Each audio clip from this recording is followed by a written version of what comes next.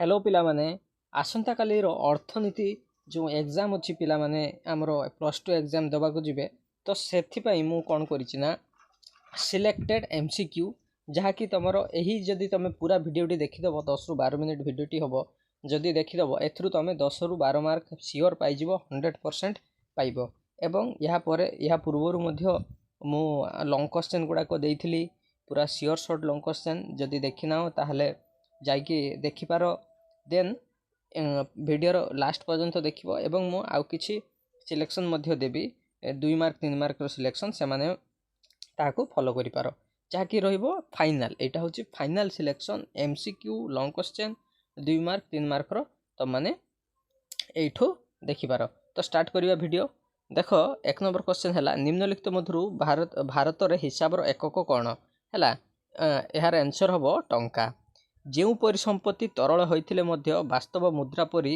तरल होई न थांती सेगुडी को कोन कहा जाय सेगुडा को कोन कहा जाय रे सेगुडा को निकट मुद्रा बोली के कहा जाय तापरे 3 नंबर क्वेश्चन हबो निम्नलिखित मधुरु कोंटी निकट मुद्रा रो अंतर्भुक्त नुहे एहार आंसर 10 टंकिया नोट तापरे क्वेश्चन नंबर 4 हमें देखिबा क्वेश्चन नंबर 4 हला मुद्रा सही वस्तु जहा मुद्रा रो कार्य करे किए कहिथिले ए कथाटा किए कहिथिले कहिलो एटा फ्रांसिस वाकर ही कहिथिले यार आंसर कोन हबो फ्रांसिस वाकर आंसर कोन फ्रांसिस वाकर देन आसीबो 4 नंबर क्वेश्चन मुद्रा रो जेउ कार्य करे जगु ताहार हिसाब रो एकक कुहा जाय एटा को कोन कुहा जाय यार आंसर हबो मुद्रा रो परिमापक कोन हबो रे पिले यार मुद्रा रो परिमापक बोली कुहा जाय देन आसीबो नेक्स्ट क्वेश्चन कोन आसीबो विनिमय माध्यम भाबे जहा कार्य करे ताहाकू कोन कुहंती ताहाकू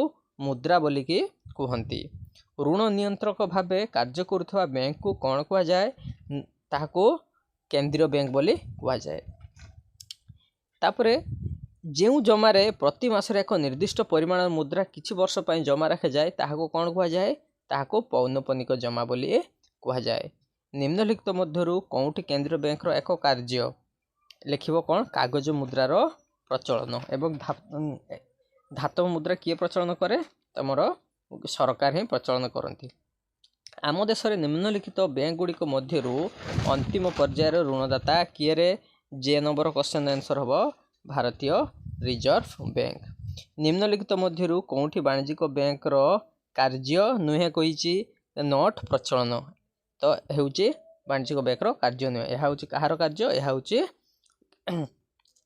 कोउतरे एटा हमरो जो कमर्शियल बैंक रहिला नोट प्रचलन हला हमरो कमर्शियल बैंक रो कार्य नुहे एटा सेंट्रल बैंक रो कार्य देन आसीबो तमरो नेक्स्ट क्वेश्चन होई जिवो पिला माने नेक्स्ट क्वेश्चन हला निम्नलिखित मधुरु कोउठी केंद्रीय बैंक रो कार्य नुहे एहा कोन करिबा ऑप्शन चारटा ऑप्शन भितर कोन हबो यार आंसर हबो ऋण सृष्टि करिबा तापरे आई नंबर क्वेश्चन कोन हबो आई गला एम नंबर क्वेश्चन हला भारतीय रिजर्व बैंक केउ मसिया रे स्थापित होइतिला 1935 मसिया रे स्थापित होइतिला कोउ बैंक को समस्त केंद्रीय बैंक रो जननी बोली कुहा जाय सेटा हला भारत रे बा सबु भारत रे जो बैंक अछि जो केंद्रीय बैंक अछि बा पृथ्वी रे जते सबु केंद्रीय बैंक अछि से सबु केंद्रीय बैंक रो जननी किए रे बैंक ऑफ इंग्लैंड एवं ए जो स्वीडेन रो रिक्स बैंक एटा हला कोन कहलो पृथ्वी रो सर्व पुरातन बैंक बा सर्व प्रथम बैंक देन आसीबो कोन कहलो निम्नलिखित मधुरु भारत सरकार को आय रो उत्स नुहे आय रो उत्स कोटा नुहे रे आंसर हला भू राजस्व प्रत्येक सुविधा बा लाभ रो आशा न रखी कार्य सरकार को प्रदान जहा हमें देई थाउ सेगुडा को कोन कहि थाउ रे सेगुडा को कर बोली के हमें कहि थाउ देन आसीबो तमरो योजना बहिर्भूत संपत्ति योजना बहिर्भूत समस्त सरकारी व्यय को कौन कहा जाए ताको अण योजना व्यय बोली आमे कहि थाउ सरकार ठारू मिलुवा स्वतंत्र सुविधा पाई जेउ बाध्यतामूलक देय प्रदान करबा को पड़े ताहाको आमे कोन कहि थाउ विशेष निर्धारण बोली आमे कहि थाउ कोन कहि थाउ ताको विशेष निर्धारण बोली कहि थाउ एठी छुआ त माने फीस भितरे कंफ्यूज होबनी किबा कर भितरे कंफ्यूज होबनी एटा होची विशेष निर्धारण काई कहलो एटा स्वतंत्र सुविधा कथा कहिची जो स्वतंत्र सुविधा कथा कहितो सेठी विशेष निर्धारण तो हबो बुझियाला देन आसीबा नेक्स्ट क्वेश्चन आसीबा नेक्स्ट क्वेश्चन रो आंसर कोन हबो नेक्स्ट क्वेश्चन रो आंसर रेल परिवहन मिलुवा आय को केउं राजस्वर अंतर्भुक्त करा जाय थाय कहलो ताहाकू वाणिज्यिक राजस्वर अंतर्भुक्त करा जाय थाय। तापर क्वेश्चन हैला निम्नलिखित व्यय मध्यरु केउंटी सरकारंकर योजना व्ययर अंतर्भुक्त नुहे। एटा हला एहार आंसर होची प्रतिरक्षा व्यय। यू नंबर क्वेश्चन कौन हम समतुल बजेट होची जहा जोंथिरे कौथिरे आमर प्रस्तावित व्यय एवं प्रस्तावित व्यय आउ संभाव आयटा कौन होइथारे समान होइथाय हैला। ए जो प्रस्तावित व्यय आउ संभाव आय ठारू कम हबो किंबा प्रस्तावित आय संभाव आय ठारू अधिक हबो एटा कौन हबरे असमतुल बजेट आमर कुहा जीवो। आसीबो मुद्रास्फीति नियंत्रण पई केउ बजेट अधिक फलप्रद सेटा हैला बड़का बजेट अधिक फलप्रद। विकासशील राष्ट्र मानक पई केउ बजेट अधिक सहायक होइथाय नियंटिया बजेट अधिक सहायक होइथाय। निम्नलिखित मध्यरु केउंटी अणयोजना व्ययर अंतर्भुक्त सुध परिषद प्रतिरक्षा व्यय सरकारी सहायता उपरलिखित समस्त। यार आंसर होची उपरलिखित समस्त। देखिले पिला माने एटा बहुत शॉर्ट क्वेश्चन थिला बहुत अल्प क्वेश्चन एवं यही सब सिलेक्शन क्वेश्चन परीक्षा रे पूरा वीडियो जदी करिक जिवो निहाती तमे 10 मार्क पाइबो। तापर क्वेश्चन हैला यूनिट आमर 7 प्रत्येक प्रश्नर जो उत्तर दिया माने ऑप्शन दिया है से बाछिक लेख। निम्नलिखित मध्यरु कोउठी बाजार दर रे मोट घरे उत्पादन अंतर्भुक्त होई न थाए। यार होची आंसर होची व्यवहृत पुराणा द्रव्यर विक्रय रु मिलथिबा आय। निम्नलिखित उपादान मध्यरु कोउठी बाजार नीट घरे उत्पादन अंतर्भुक्त होई न थाए। यार आंसर हबो अवक्षय जनित पाउणा। जातीय उत्पाद घरोई उत्पाद समान हुए से ताकू कौन कह जाए से कौन हुए से विदेशागत नीट साधन आय शून्य होता है। नेक्स्ट जीवा बाजार दर मोट जातीय आय जातीय उत्पाद मिलता उपादान मध्यरु कौटी बाद देले नीट उत्पादन व्यय जातीय उत्पाद मिलता है अवक्षय जनित पाउणा नीट परोक्ष कर। यार आंसर हम उभय। व्यक्तिगत आय पाइबा निमित्त जातीय आय निम्नलिखित केउं उपादान बाद देबाकू पड़े निगम मानकर अवहेलित लाभ निगम लाभ कर सामाजिक सुरक्षा योजना देय। यार आंसर होची उपरलिखित समस्त। जातीय आय आकलन करिबा पाई उपादान मध्य कौटी अंतर्भुक्त होई न थाए। यार आंसर हम अंतरण आय। निम्नलिखित उपादान मध्य कौटी व्यक्तिगत आय रु अंतर कले व्यक्तिगत प्रযোज्य आय मिलता है उभय मिलता है कौन है प्रत्यक्ष कर आउ सरकार को प्रदत्त विविध देय। तापर कौन हम निम्नलिखित मध्यरु कौटी मोट घरे पुंजी गठन उपादान।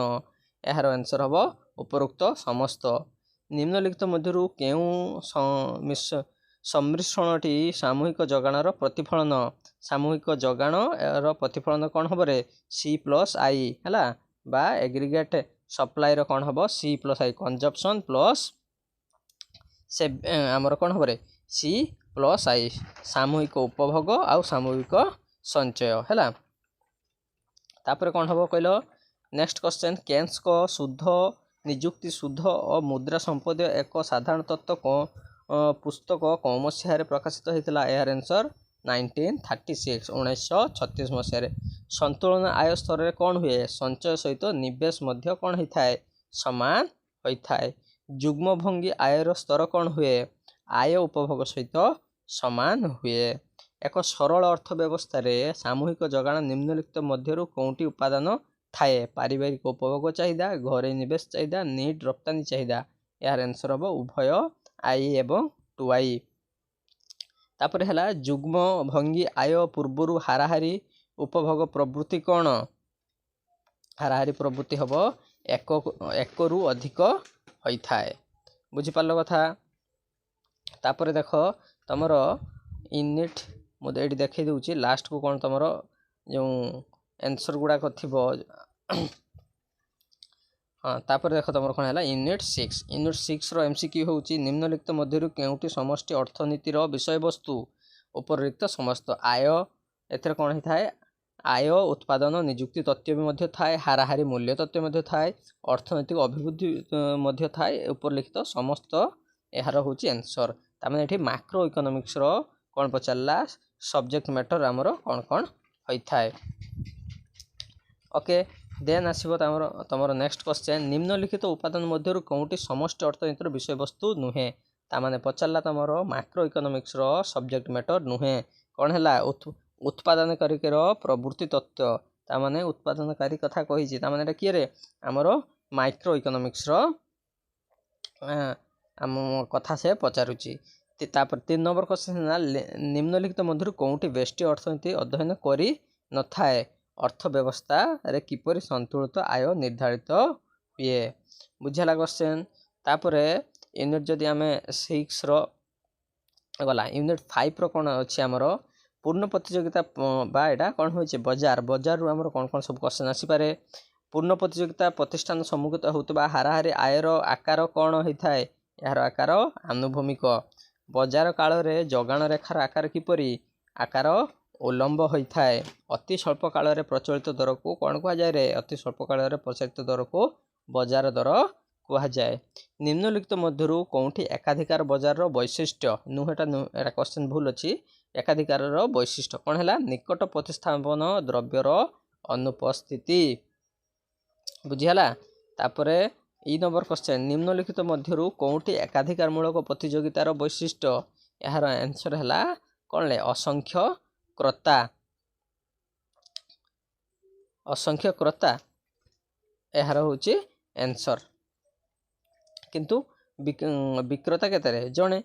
तापर है निम्नलिखित मध्यरु कौटी पूर्ण प्रतियोगितार एक वैशिष्ट्य नुहे पूर्ण प्रतियोगितार वैशिष्ट्य नुहे द्रव्यर विभेदीकरण एथर कहीं कौन थाए ना एथर होमोजिनियस गुड्स थाए बुझेला बा समजातीय द्रव्य थाए कौन आमर पूर्ण प्रतियोगिता मध्य।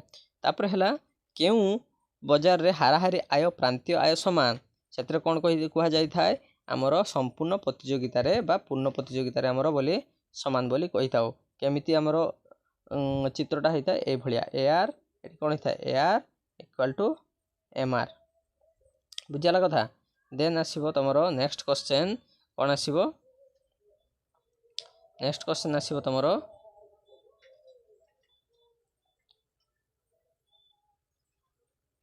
यूनिट 4 रु तमरो क्वेश्चन आसीबो उत्पादन परिव्यय कौन उत्पादित सहित बदलुवा व्यय को आम परिवर्ती परिव्यय बोली कही था। वास्तव परिव्ययर अर्थ कौन उपभोग करुवा कष्ट और असुविधा जो उत्पादन प्रक्रिया जो उत्पादनकारी उपभोक्ता को जो उत्पादनटा प्रदान करने पूर्वर जे उत्पादन करे सी जो कष्ट गुड़ाक सही था उत्पादन प्रक्रिया से गुड़ा कौन कही था आमर वास्तव परिव्यय भितर आसी थाए। केउ परिव्यय रेखा आनुभूमिक अटे स्थिर परिव्यय तार जो रेखा कौन हुए आनुभूमिक अटे। गोटे द्रव्य 10 एकक उत्पादन हेले परिव्यय 150 टंका हुए और 11 टंका उत्पादन कले परिव्यय 200 टंका हुए सीमांत परिव्यय केते हबो तामाने एटा सीमांत परिव्यय आमर जदि पचारे कौन करिवो आम केमती करिवो रे सूत्र कौन थिला टी उत्पादन करछि TP N minus TP N minus 1 आराम से करदेव बुझीगला। तामाने जदि आमर कौन होता 10टा उत्पादन करने कौन केते टंका आमर खर्च होता 150 टंका खर्च होता एबे आमर कौन होना 11 नंबरटा जिते आमको उत्पादन करुचे से आमको केते टंका खर्च होची 200 टंका उत्पादन होचे तामाने कौन करिवरे 200 रु 150 जदि वियोग करबा केते बाहरिबा आमर 50 हैला तामाने गुटे एक्स्ट्रा यूनिट उत्पादन करबा आमर केते टंका खर्च होला 50 सेटा हला आमर सीमांत कौन है उत्पाद सीमांत परिव्यय तापरे आमर जहाँ भी पड़ू सीमांत आय सबू समान बुझीगला। केउ परिव्यय को मुद्रा रे माप करा जाय परिबा नहीं वास्तव परिव्यय को मुद्रा रे माप परिबा नहीं। काहा को प्रधान परिव्यय बोली कहा जाए परिवर्ती परिव्यय को प्रधान परिव्यय बोली कहा जाए। उत्पादन वृद्धि हेले हाराहारी स्थिर परिव्यय कौन हुए रे ह्रास पाए उत्पादन वृद्धि पाइले मोट स्थिर परिव्यय कौन हुए रे परिवर्तित रहिबो। जगाण और द्रव्य दर मध्य कौन भाया संपर्क थाए रे विपरीतमुखी संपर्क थाए। जेतेबेले सीमांत परिव्यय हाराहारी ठारू कम हुए सेतेबेले हाराहारी परिव्यय कौन हुए रे ह्रास पाए। निम्नलिखित बा निम्न प्रदत्त परिव्यय मानक मध्यरु कौनटी सुभुक्त परिव्यय नुहे सरकार को दिया जाउथबा टिकस। अर्थनैतिक परिव्यय कौन हिसाबभुक्त परिव्यय और लुकायित परिव्ययर समष्टि मिसी कौन होता है अर्थनैतिक परिव्यय होता है। ଗୋଟିଏ ଦ୍ରବ୍ୟର ଏକକ ଉତ୍ପାଦନ ହେଲେ ମୋଟ 400 ଟଙ୍କା ଏବଂ 11 ନମ୍ବର ଉତ୍ପାଦନ ହେଲେ କେତେ ହୁଏ 420 ଟଙ୍କା ହୁଏ। ତାହେଲେ ସୀମାନ୍ତ ଆୟ କେତେ? ଏଠି ସୀମାନ୍ତ ଆୟ ସେ ଫର୍ମୁଲା ଆମର ସମାନ ବୁଝିଗଲା। ଫର୍ମୁଲା ସମାନ କ'ଣ କହିଥିଲି ଆମର 400ରୁ 10ଟା ଉତ୍ପାଦନ କରତେ କେତେ ହେଲା ରେ 400 ଉତ୍ପାଦନ ଖର୍ଚ୍ଚ ହେଲା। 11 ନମ୍ବର ଉତ୍ପାଦନ କରତେ କେତେ ହେଲା 420। ତାମାନେ ଡିଫରେନ୍ସ କେତେ ଗୋଟେକୁ ଡିଫରେନ୍ସ କେତେରେ ଆମର 20 ଟଙ୍କା ଡିଫରେନ୍ସ। ତାମାନେ ଆମର ସୀମାନ୍ତ ଆୟ କ'ଣ ହେବ ରେ 20। ଏହାର ଆନ୍ସର ହେବ 20। କ୍ଲିଅର ହେଲା। ଦେନ୍ ଆସିବ ଏଇଭଳିଆ ମଧ୍ୟ ତୁମର MCQ ଆସିପାରେ। ତାପରେ ଦେଖିବା ଆମେ କ'ଣ ଦେଖିବା ନା ଦେଖ ପ୍ରାନ୍ତୀୟ ପରିବ୍ୟୟ ମାପିବା ପାଇଁ କେଉଁ ସୂତ୍ରଟି ବ୍ୟବହାର କରାଯାଏ। ଦେଖ ତୁମର ପ୍ରାନ୍ତୀୟ ପରିବ୍ୟୟ ବା ସୀମାନ୍ତ ପରିବ୍ୟୟ ମାପିବା ପାଇଁ କେଉଁ ସୂତ୍ରଟି ବାହାର କରାଯାଏ। କ'ଣ କହିଥିଲି ମୋଟ ପରିବ୍ୟୟ n ମାଇନସ୍ କରାଯିବ ମୋଟ ପରିବ୍ୟୟ n-1। ଆଉ ଯଦି କ'ଣ କରିଥିବ ରେ ତୁମର ଗୋଟେ ତ୍ରିଭୁଜ ଉପରେ ଗୋଟେ ତ୍ରିଭୁଜ ତଳେ ଗୋଟେ ତ୍ରିଭୁଜ କରିକି ଦେଇଥିବ, ଯେଉଁମାନେ ଜାଣିପାରୁନ ଯେ ତ୍ରିଭୁଜଟା କ'ଣ ହେଲା, ଯେଉଁଠି ତ୍ରିଭୁଜ ଅଛି ସେଇଟାକୁ କ'ଣ କରିବ ରେ ଆନ୍ସର୍ କରିବ। ଦେନ୍ ଆସିଲା ଆମର ନେକ୍ସଟ କ୍ୱେଶ୍ଚନ୍ ହେଲା ଆମର ଏଇଟା କେତେ ନମ୍ବର ୟୁନିଟ୍ରେ ଏଟା ହେଲା 4 ନମ୍ବର। ନେକ୍ସଟ ହେଲା ଆମର 3 ନମ୍ବର ୟୁନିଟ୍।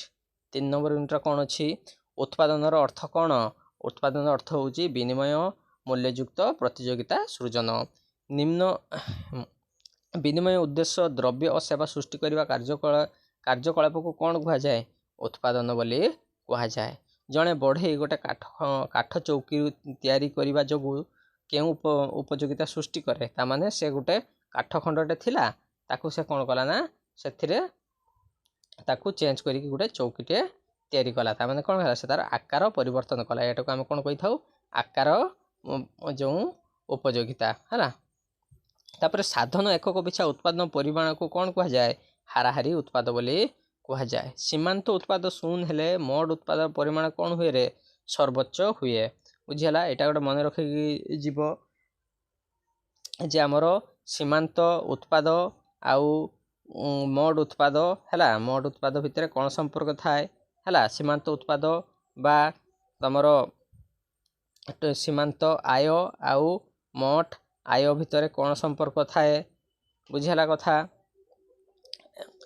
ଏହା ଗୋଟେ ଅଛି ସେଇଟା ତୁମେ କରିକି ଯିବ। ତାପରେ କ'ଣ କରିବ ନା ସୀମାନ୍ତ ଉତ୍ପାଦ ଋଣାତ୍ମକ ହେଲେ ମୋଟ ଉତ୍ପାଦ କ'ଣ ହୁଏ? ମୋଟ ଉତ୍ପାଦ ହ୍ରାସ ପାଏ। ପରବର୍ତ୍ତୀ ସାଧନର 10ଟି ଏକକକୁ 100 କୁଇଣ୍ଟାଲ ଗହମ 11ଟି ଏକକରୁ 112 କୁଇଣ୍ଟାଲ ଗହମ ଉତ୍ପାଦନ ହେଲେ ସୀମାନ୍ତ ଉତ୍ପାଦ କେତେ ହେବ? ଏହା ପୂର୍ବରୁ ମଧ୍ୟ ଆମେ କରିକି ଆସିଛେ।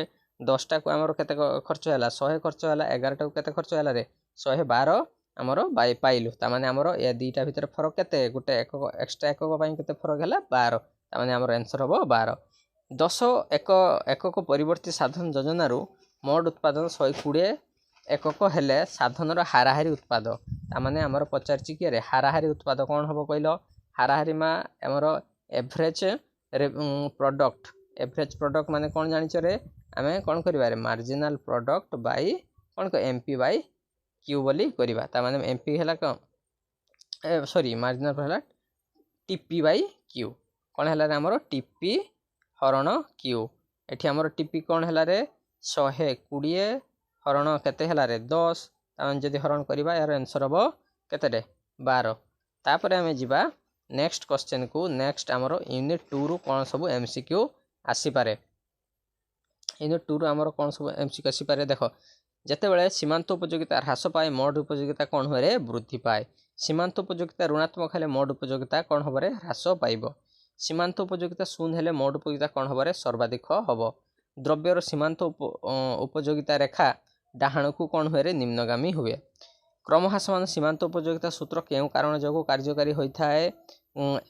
ଅଭାବ ଅସୀମ, ଏକ ନିର୍ଦ୍ଦିଷ୍ଟ ଅଭାବର ପରିତୃପ୍ତି, ଅଭାବ ପୂରଣ ପାଇଁ ଦ୍ରବ୍ୟ ସାଧନ କ'ଣ ହୋଇଥାଏ ଦ୍ରବ୍ୟ ସମୂହ ପ୍ରତିବଦଳକ୍ଷମ ନୁହନ୍ତି ହେଲା।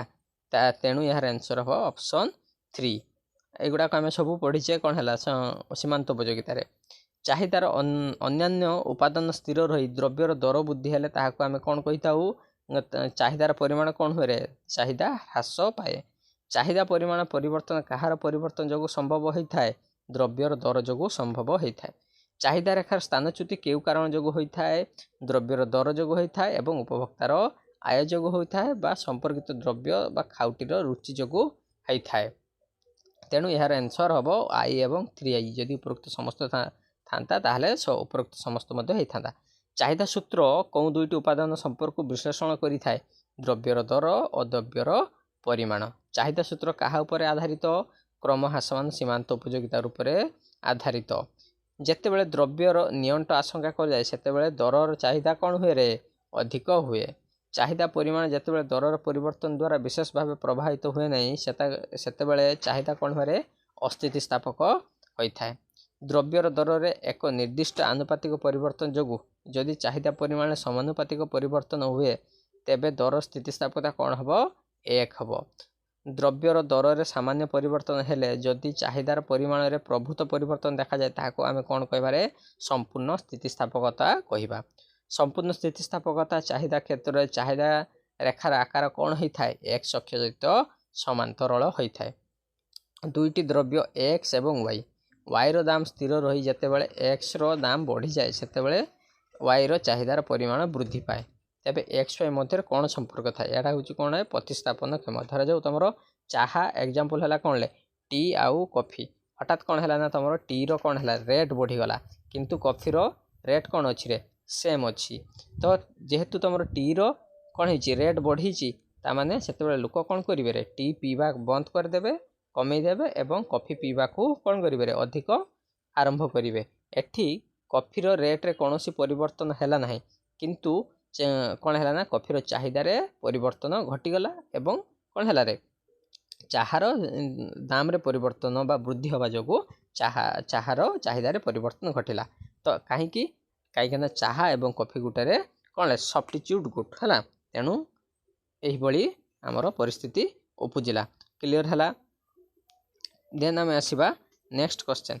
नेक्स्ट क्वेश्चन कौन हम जदि गोटे द्रव्य 10 उपभोग मोड उपयोगिता केते हुए 120 एवं सही द्रव्यर 11 उपभोग मोड उपयोगिता 110 हुए तबे सीमांत उपयोगिता केते हबो। सही सीमांत उपयोगिता कथा जानिच आमे कौन जान 10टा को आमे केते पाइथिलु रे 10टा को आमे पाइले 120 10 रु पाइले 120 11 रु पाइले केते रे 110 ता माने हमरो 10 कौन हिची रे कमी जाइछि तेणु हमरो कौन हबो सीमांत उपयोगिता कौन हबो रे -10 बुझीगला। यार आंसर हम -10। एबे आमे लॉन्ग 2 मार्क 3 मार्क रो सिलेक्शन कौन अछि मु सब देखाउची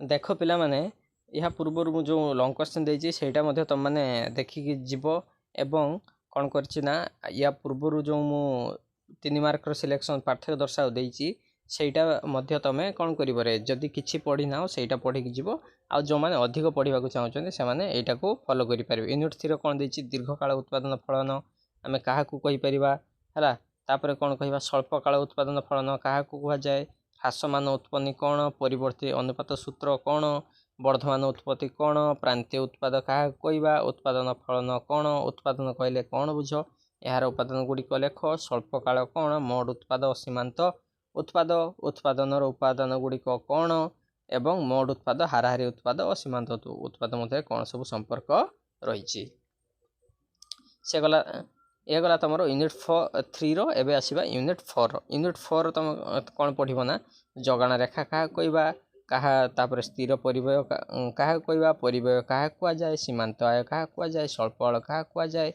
जगाण सूत्र काहा को कहिबा व्यक्तिगत आय काहा कहिबा लुकायित परिवय काहा कहिबा मोट हाराहारी सीमांत आय कौन ह्रासमान चाहिदा कौन हाराहारी परिवय कौन प्रकृत परिवय कौन स्वल्प काल मोट परिवय किपरि नियंत्रित हुए सामूहिक जगाण कौन स्थिर परिवय कौन परिवर्ती परिवय कौन पुंजीवय कौन सीमांत परिवय कौन अभुक्त परिवय कौन मौद्रिक परिवय कौन वास्तव परिवय कौन और विकल्प परिवय कौन।